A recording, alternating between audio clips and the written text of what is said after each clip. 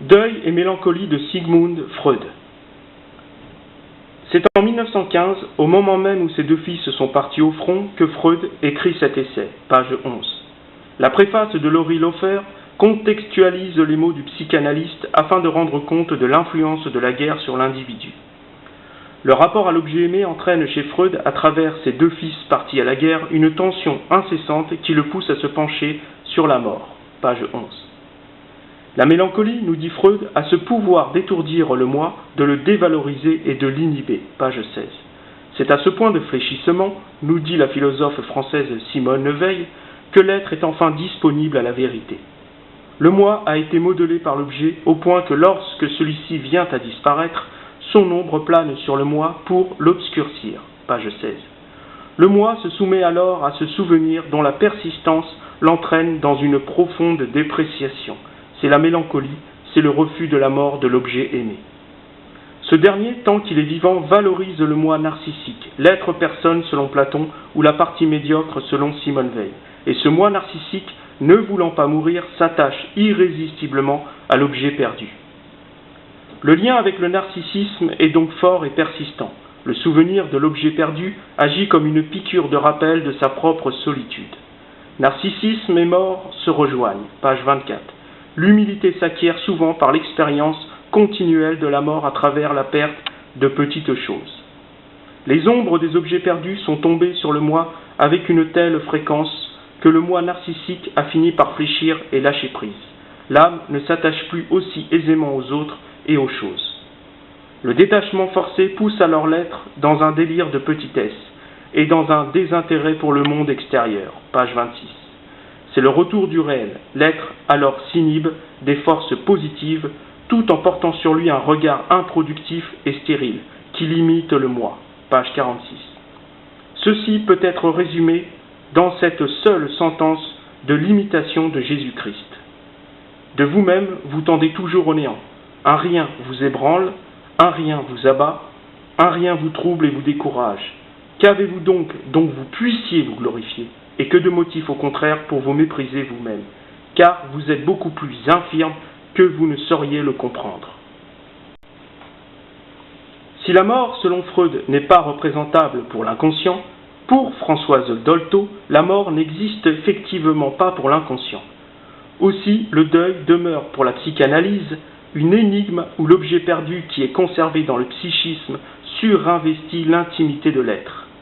Le désir de cet objet perdu accroît la douleur et la souffrance puisque l'objet ne transfère plus sa puissance dans le moi. Le moi ne brille plus de sa possession.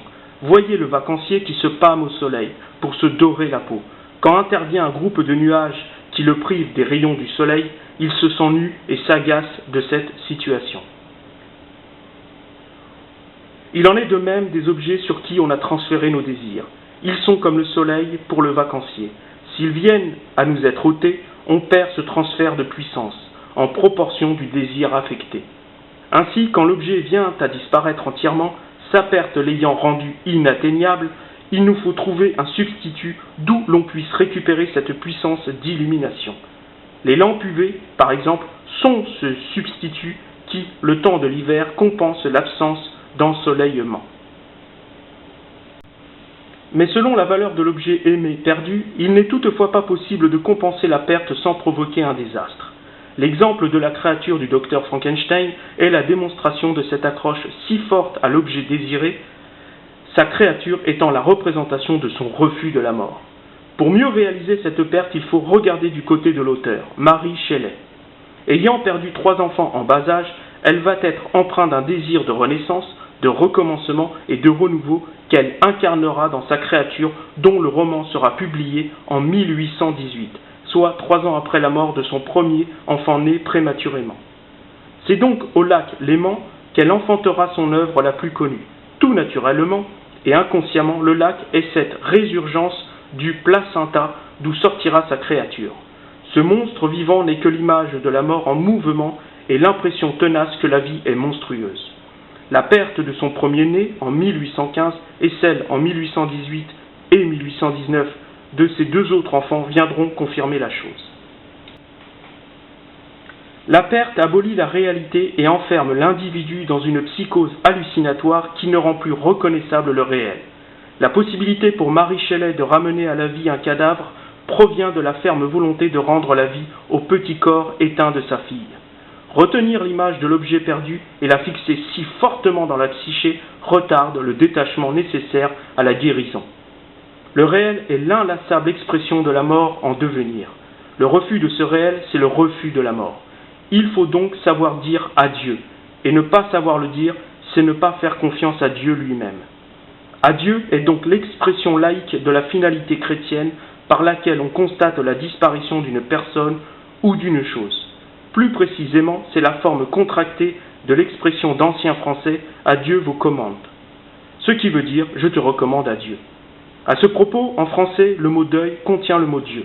Il n'est donc pas étonnant, au regard de sa vision libérale du monde, que Mary Shelley ait transféré son désir de vaincre la mort dans une satisfaction sadique à travers sa créature. Cette dégénérescence morbide lui permet de se venger de la vie et de l'auteur de la vie. Le couple Shelley s'est tourné vers le libéralisme des Lumières. Victor Frankenstein est comme ce Satan romantique de Milton. Ce docteur qui donne vie à un cadavre se rebelle contre l'institution et la tradition. Le darwinisme faisant, les époux réaniment la philosophie naturaliste du poète, médecin et botaniste, Erasmus Darwin, franc-maçon par ailleurs, et également grand-père du Darwin qui élabora la théorie de l'évolution. Face au créationnisme dominant, les époux Shelley choisissent un athéisme biologique. Le deuil, nous dit Freud à la page 45, est une réaction à une perte définitive. La mélancolie est l'inhibition du lien social tout en limitant le moi au seul objet perdu. Le reste n'a plus d'importance, c'est nouer un lien morbide avec soi-même.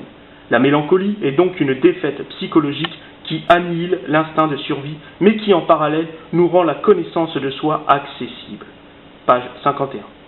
C'est donc après avoir contracté une mélancolie que l'être parle mieux de lui-même. Page 51. Cette autodépréciation décrit exactement sa situation psychologique. Page 52. C'est le désaccord moral avec son propre moi. Le mélancolique, en se dépréciant, déprécie l'objet aimé. Dès lors, à travers la critique qu'il fait de lui-même, il faut y voir une critique. C'est une manière de critiquer les autres. Ce conflit peut être révélateur de la culpabilité d'avoir désiré l'objet aimé et perdu. Page 60. Il peut en résulter une haine qui s'en prend à l'objet de substitution, en le faisant souffrir. L'être tire alors de cette souffrance une satisfaction sadique. La souffrance causée par l'objet perdu doit être compensée en transférant une partie de sa souffrance dans les autres. L'anthropophagie narcissique conduit naturellement le mélancolique à ne plus vouloir se nourrir. L'amour ayant dévoré symboliquement et psychologiquement l'objet de son désir, la nourriture apparaît alors comme un élément de substitution intolérable. Ce cannibalisme de l'être aimé se retrouve dans la transsubstantiation de la messe où le Christ est offert en chair et en sang afin de posséder la vie éternelle. Le Christ est en quelque sorte cannibalisé et dévoré pour obtenir de lui une puissance de vie qui annule la mort. Le fidèle amoureux du Christ a mangé sa chair car celle-ci est ressuscitée d'entre les morts. En mangeant Dieu, il a mangé ce qu'il aime, et ce qu'il aime le renouvelle en vitalité tout en lui offrant la vie éternelle.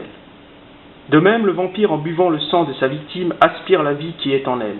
Il participe de ce mécanisme anthropophage et carnivore qui, comme deux amants qui s'embrassent avec appétit, font que l'objet désiré doit être goûté et mangé. Aussi, lorsque l'objet aimé est perdu, c'est sa force vitale qui disparaît, et c'est également cette provision de vitalité qui disparaît. L'endeuillé se sent dépouillé d'une puissance régénératrice dont la perte lui fait ressentir sa dépendance. Il se diminue donc et tue le narcisse qui est en lui, mais qui lui est tout de même nécessaire pour maintenir cette volonté de vivre. Aussi, l'anéantissement préconisé par le Christ est cet anéantissement narcissique exigé pour éviter d'adorer le monde, car le narcissique adore le monde à travers lui-même. Le mimétisme peut alors être un révélateur du deuil. Il est la résurgence de l'être aimé et disparu dont la présence se manifeste par une hyper-identification. Ce phénomène se nomme introjection. C'est le passage du défunt dans l'endeuillé. Le déguisement est une forme visible et évidente de ce transfert de l'objet désiré perdu dans celui qui l'a perdu. Si l'enfant se déguise en un personnage de fiction très connu, il transfère symboliquement en lui cette puissance d'illumination qu'il tire de ce personnage désiré. Ce dernier n'est d'ailleurs qu'une représentation animée d'une psychologisation inconsciente. Voyez le personnage de Tarzan, dont la figure athlétique et virile matérialise pour son auteur Edgar Rice Burroughs l'homme idéal. Cette identification compense son échec à être incorporé à l'académie militaire de West Point, et par la suite d'avoir été réformé pour un problème cardiaque. Tarzan lui a permis de faire le deuil de ses incapacités physiques. Il est devenu l'objet introjecté dont il tire toute la puissance physique qu'il symbolise.